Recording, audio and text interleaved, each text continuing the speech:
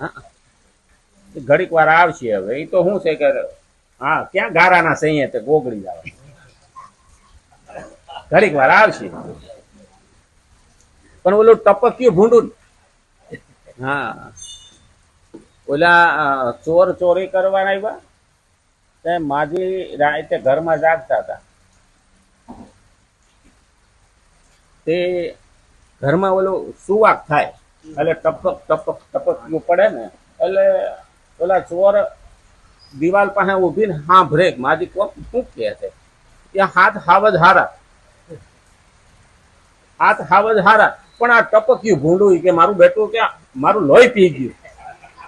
ઓલા કે આપણે ત્યાં ગયા જેવું નથી કે હાથ હાવજ હારા કે આ ટપક્યું ભૂંડું. અને માજીને હક નથી લેવા દેતા કે આપણો વારો ન સડાઈ દેશો, ચોરે ભાગી ગયા.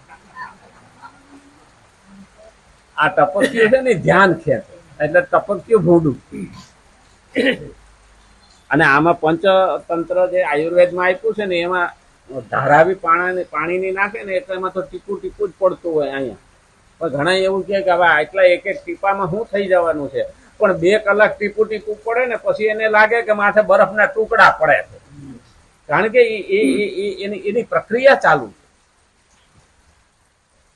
પણ આપણે એ જાણી શકતા નથી. મારે ભક્ત બનવું એટલે મારે ભગવાનને જાણવા માટે સતત પ્રયત્નશીલ રહેવું ને, એ જ ભક્ત બની શકે. કારણ કે એનાથી અલગ થઈ જ નથી શકતો.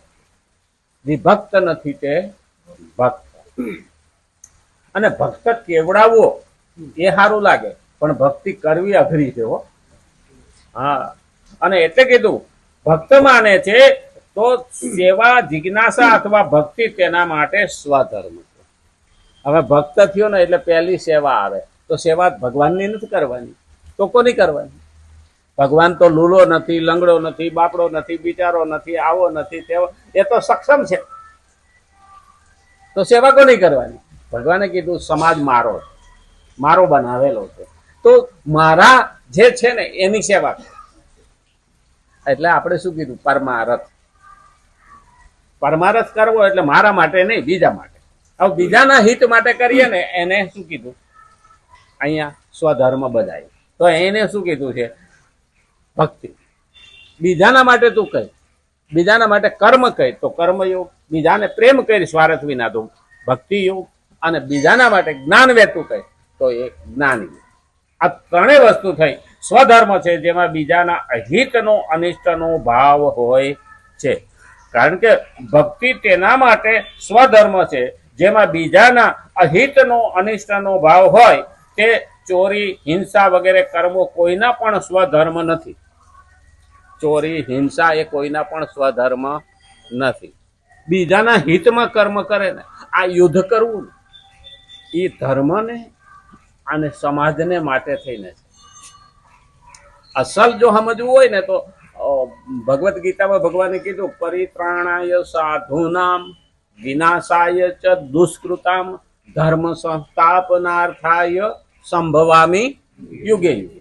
તો આની અંદર એ શબ્દ કહી દીધો કે જે સાધુ જેવું જીવન જીવે છે, તો સાધુ કેવું કોને?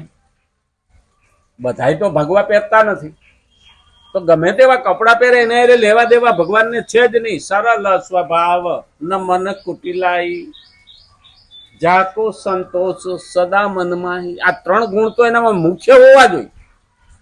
સરળ સ્વભાવ હોય, મનમાં કુટિલતા ના હોય, અને સંતોષી હોય. એ ગમે એવા કપડા પહેરે પણ એ સાધુમાં આવે. આવા લોકોને જ્યારે દુષ્કૃત્ય કરનારાઓ હેરાન કરે, દુઃખી કરે, ત્યારે એનો સંહાર કરવા માટે ભગવાન કે હું આવું છું અને ધર્મને સાફ કરીને એ ધર્મને પાછો સ્થાપું છું. હવે ગમે એમ બૂમો પાડશું તો પણ ભગવાન એમ આવવાના નથી. કારણ કે અને દુષ્કૃત્ય કરનારને મારે નહીં તો એ કાયમ હેરાન કરવાના. એટલે મારવા તો પડે. તો અર્જુનને કહે છે તારે મારવા માટે ઊભું થવાનું, એ તારો ધર્મ છે ક્ષત્રિયનો. અને એટલે કીધું છે કે અનિષ્ટોનો ભાવ હોય છે તે ચોરી, હિંસા વગેરે કર્મો કોઈના પણ સ્વધર્મ નથી, બલકે કુધર્મ અથવા તો અધર્મ છે. કુધર્મ જેને કહી શકાય એવા નથી, અને અધર્મ છે. ખરેખર અધર્મ કરીને માણસ ક્યારેય સુખી થતો નથી.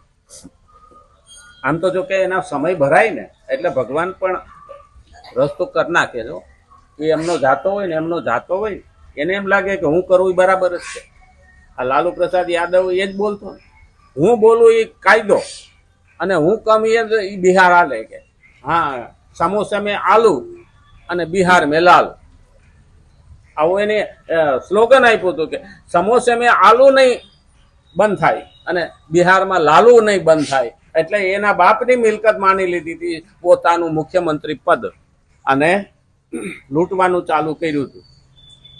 સમય ભરાઈ ગયો, એ જે જાતો તો એ રસ્તે અટાણે આખું કુટુંબ જેલમાં જવાની તૈયારીમાં છે. પોતે તો જેનું ઉદ્ઘાટન જેલનું કર્યું હતું એમાં પોતે ગયો, એને તો સજા થઈ ગઈ. હવે છોકરાઓને બૈરાને છોકરીઓને બધાને લાગે એમ છે કરેલા કર્મના બદલા દેવા જ પડે. હવને નડે, કોઈને વહેલા નડે ને કોઈને મોડા નડે, પણ કોઈને છોડે નહીં. એટલે કીધું પ્રત્યેક ધર્મમાં કુધર્મ, અધર્મ અને પરધર્મ, આ ત્રણ વસ્તુ કીધું.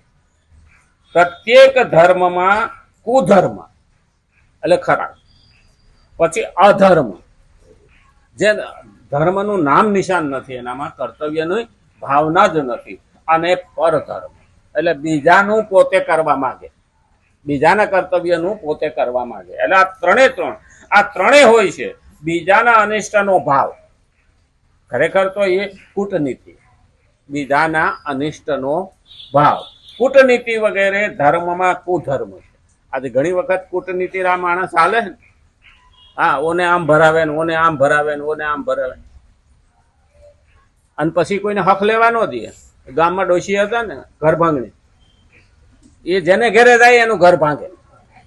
હા એટલે ઓલી ડોશીએ બે માણા પૈણાઈને આવ્યા ગામમાં, એટલે બેયને સારું બને. પનો દાડા તો આમ લોકો આજુબાજુ પાડોવાળા વખાણ કરે કે પતિ પત્નીનું જોડું સારું છે, પણ કે ઓલી ડોશી નો આવે ને ત્યાં સુધી સારું. એ ડોશી આની કોઈ ન આવે તો સારું, કે નહીં તો આનું ઘર ભાંગશે. હા તો ડોશીમાં એક દી નીકળ્યા, અરે લી વહુ, અરે બા કે કેમ કે આ બાજુ નીકળી હતી, લાય તારી ખબર લેતી. અરે બા કે આવો આવો, કે નવી નવી વહુ એટલે કે ચા પીને જાજો. હા અને ચા પીવા બેહાડ્યા માધીને. અરે બેટા કે છોકરો બહુ સારો છો, આવું છે તેવું છે, ફલાણું છે ઢેકડું છે, આવું બધા વખાણ કર્યા. પણ એટલે વહુ કે પણ હું તો કે ના ના જવા દે ને પછી વાત. ના ના હવે એટલી શંકા ઘાલ દીધી. એટલે પૂછ કરે હું એ કે, તો કે બેટા તને કંઈક તો દુઃખ લાગશે. તો કેમ? તો કે હા તાર ઘરવાળો છે ને એ ગધાડો છે.